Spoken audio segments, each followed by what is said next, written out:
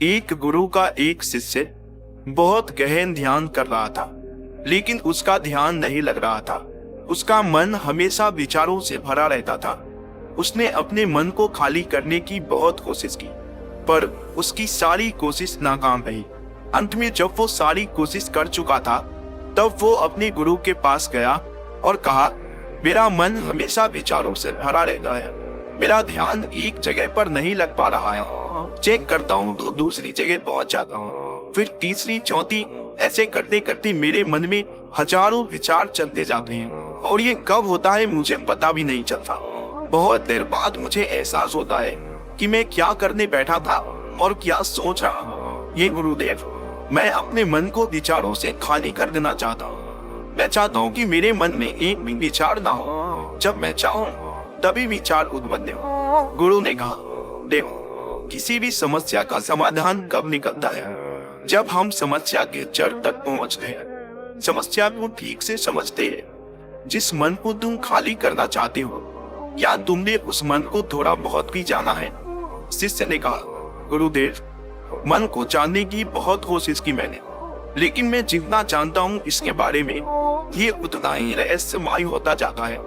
गुरु ने एक मिट्टी का घड़ा दिया और कहा कि जाओ, इस घड़े को छोटे छोटे पत्थरों से भर लो। शिष्य ने उस घड़े को छोटे छोटे पत्थरों से भर लाया और गुरु के पास रख दिया। गुरु ने कहा, इस घड़े को तुम अपना मन समझो और इसमें भरे हुए पत्थरों को अपनी विचार। अब इस घड़े में और पत्थर डालो। शिष्य ने उस घड़े में और पत्थर डालना शुरू किया, लेकिन वो घड़ा पहले से ही भरा हुआ था। 10 पत्थर डालने के बाद बाकी सारे पत्थर नीचे गिरने लगे। तब गुरु ने कहा, रुको, ध्यान से देखो, अब घड़े में पत्थर नहीं आ रहे, बल्कि वो नीचे गिर रहे हैं। जो इसमें आ सकता था वो आ गया, अब दूसरे पत्थर नहीं आएंगे। अगर दूसरा पत्थर डालना है तो पहले वाले पत्थर को निकालना होगा। शिष्य ने तुरंत कहा, गुरुदेव, मैं आपकी बात समझ गया हूँ कि आप क्या बताना चाहते हैं। आप बताना चाहते हैं कि हमें अपने मन को विचारों से खाली कर देना चाहिए। गुरु मुस्कुरा कर कहे, पहले पूरी बात तो सुन लो, उसके बाद अपने मन को खाली कर लेना।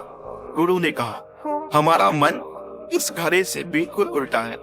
इस घड़े को तुम पत्थरों से भर सकते हो, लेकिन अपने मन को विचारों से कभी नहीं भर सकते, क्योंकि मन हमेशा खाली ही रहता है। शिष्य ने कहा, गुरुदेव, मैं कुछ समझा नहीं। जब मन हमेशा खाली रहता है तो हम उसे खाली करने के पीछे क्यों लगे रहते हैं? गुरु ने कहा, इस घड़े से सारे पत्थरों को बाहर निकाल दो। शिष्य ने बिल्कुल ऐसा ही किया। घड़े से सारे पत्थरों को बाहर निकाल दिया। गुरु ने कहा, अब ये घड़ा बिल्कुल खाली हो गया है, अब तुम इसमें कोई भी पत्थर डाल सकते हो। शिष्य ने कहा, गुरुदेव, मैं भी तो यही कह रहा हूँ ना कि मन को खाली करना है। ये पत्थर है, इन्हें आसानी से निकाला जा सकता है, लेकिन मैं अपने मन को कैसे खाली करूं?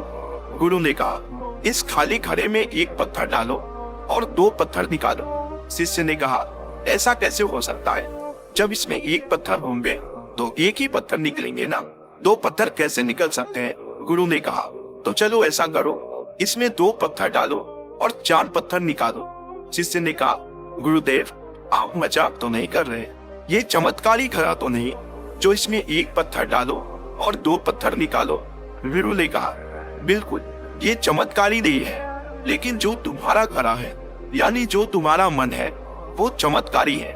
उसमें सिर्फ एक विचार निकाल लोगे तो उसके पीछे 2 विचार निकलते हैं। यदि 4 तो 8, 8 तो 16, यानी विचारों की एक लंबी श्रृंखला बनती चली जाती है और तुम एक के बाद एक विचारों को पकड़ते जाते हो। ये मिट्टी का घड़ा पत्थरों से भर जाएगा, लेकिन तुम्हारा मन कभी नहीं भरता।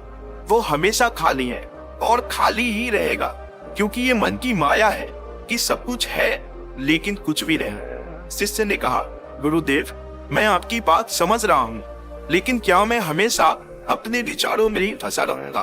क्या मन की माया से बाहर निकलने का कोई रास्ता नहीं है? गुरु ने कहा, इस घड़े को पत्थरों से भर दो। शिष्य ने ऐसा ही किया। फिर गुरु ने कहा, इनमें से कोई एक पत्थर चुनो और उस पत्थर की एक छोटी सी मूर्ति बनाकर मुझे दो। शिष्य ने एक पत्थर निकाला और उसे तराशने लगा। फिर दूसरा पत्थर निकाला, फिर तीसरा, चौथा, ऐसे करके उसने सारे पत्थर निकाल दिए।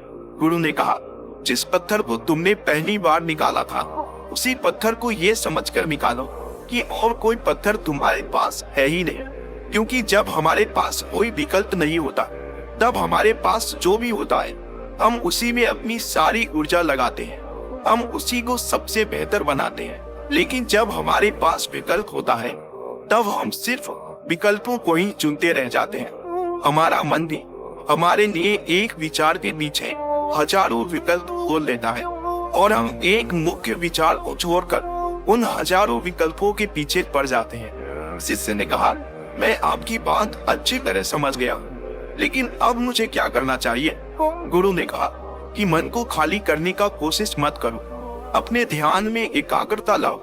जो कर रहे हो उसे अंतिम समझकर करो। जब एक विचार पर काम करो तब उसी विचार पर काम करो, किसी दूसरे विचार पर नहीं।